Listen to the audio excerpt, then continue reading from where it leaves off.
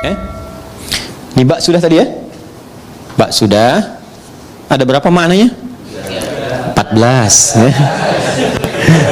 Kita bahas berapa? 3 kan? Jadi 1, fungsi ba itu menjadikan semua kegiatan kita tertuju untuk mendapatkan ridha siapa? Allah. Namanya apa? Sababiyah ya. Dengan sebab Allah menetapkan saya minum. Karena Allah saya berpakaian. Kalau sudah karena Allah nggak mungkin maksiat.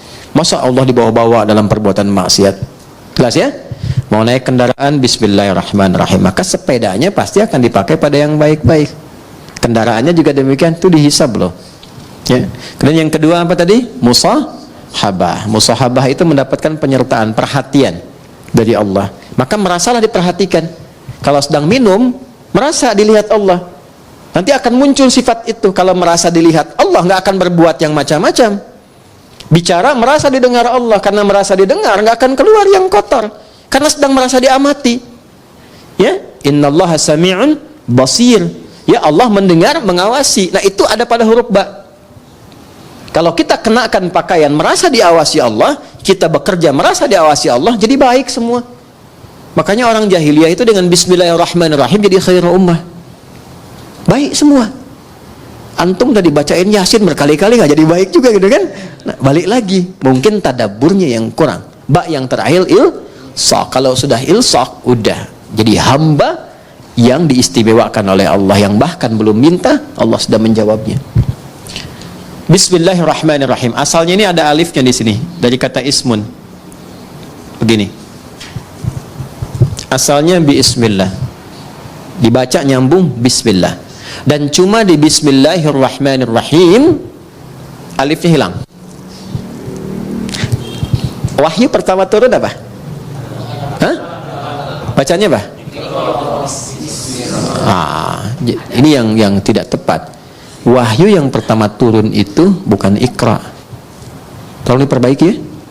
Wahyu yang pertama turun itu bukan Iqra. Tapi wahyu yang pertama turun Iqra bismi rabbikal ladzi khalaq. Karena saat turun Iqra, Nabi jawab ma'ana biqari. Iqra ma'ana biqari. Itu perintah Jibril, baca. Ya? Allah mewahyukan, baca. Kata Nabi, saya betul-betul nggak bisa baca. Sudah pakai ma istifham, pakai ba taukid, ma'ana bi, betul-betul saya nggak bisa. Nabi nggak bilang mau qara'tu, tapi ma'ana biqari, saya betul-betul nggak bisa baca. 2 kali Iqra, nggak bisa. 3 kali dipeluk dulu oleh malaikat Jibril. Setelah ada ketenangan, kenyamanan, baru sempurna ayat turun, Iqra bismi rabbikal ladzi khalaq. Muhammad SAW, baca karena Allah yang telah menciptamu. Kalau mencipta engkau aja begitu mudah, apalagi hanya menuntun engkau untuk bisa mengikuti bacaan. Jangan baca karena engkau nggak pernah belajar, nggak pernah punya guru yang mengajar, nggak pernah sekolah. Lakukan karena Allah, maka semua yang sulit akan mudah. Karena itu di bismi rabbikal ladzi khalaq itu ada alifnya. Silakan cek di surah Al-Alaq tuh, surah 96 ayat 1. Iqra, ya, Iqra begini. Bismi, nah ada alifnya. Nih. Ini baru sebagian ya. Nanti ada ayat-ayat lain juga yang bisa kita konfirmasikan. Ini saya kasih contoh 1 di antara sekian. Pasti ada alifnya, harus ada ini. Nggak mungkin nggak ada, harus ada. Ada nggak? Hah? Ada? Begini tulisannya. Ya kan? Ba, ada alif ke atas begini kan? Ada ismi. Di bismillahirrahmanirrahim alifnya nggak ada. Langsung nyambung. Kenapa sebabnya? Perhatikan sini. 1, alif biasanya fungsinya untuk memanjangkan bacaan.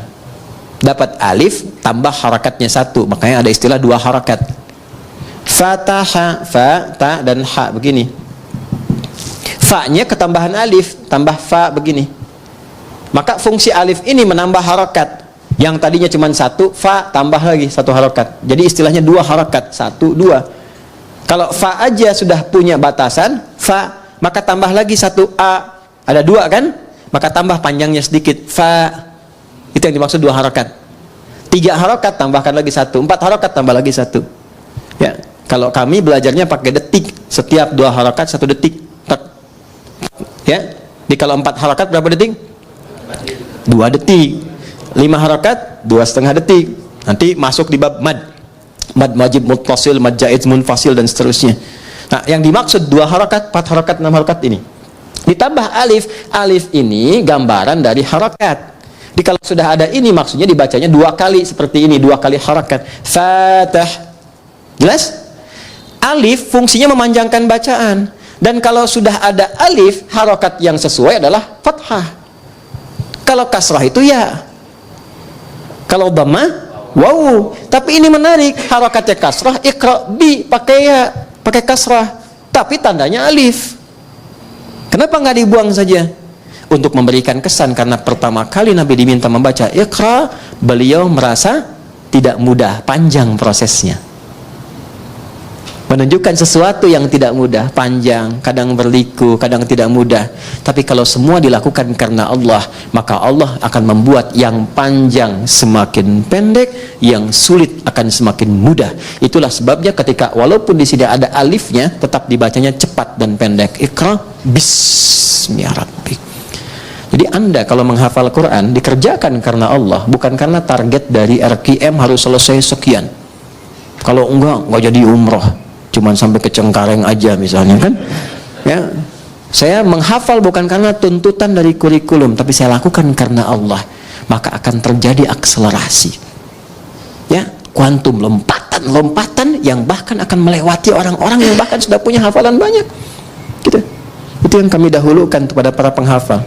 Bisa dibayangkan ada anak dan ibu masuk karantina hafalan Quran, ibu sudah punya bekal 3-5 juz, anak masih kosong. Ibunya target ingin jadi hafidhah, ikut itu. Anaknya terserah Allah saja deh mah, dipaksa ibunya masuk, ya udah karena Allah saya hafalkan.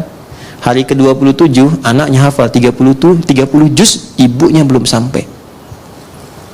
Bayang? Oke, maka ini yang saya ingin terangkan, fungsi alif. Kenapa di sini dihilangkan alif ya? Untuk memberikan gambaran, orang yang memulai dengan kalimat Bismillahirrahmanirrahim, maka semua proses yang sulit seketika akan dihilangkan oleh Allah tanpa harus mengalaminya lagi. Paham?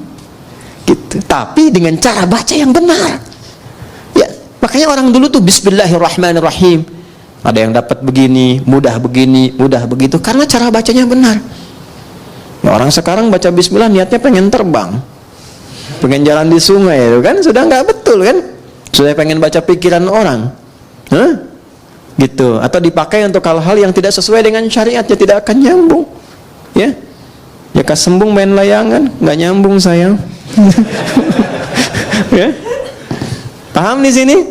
Baik, itu alif tuh. Sekarang ismun nih, sin dan mim, asalnya dari kata apa?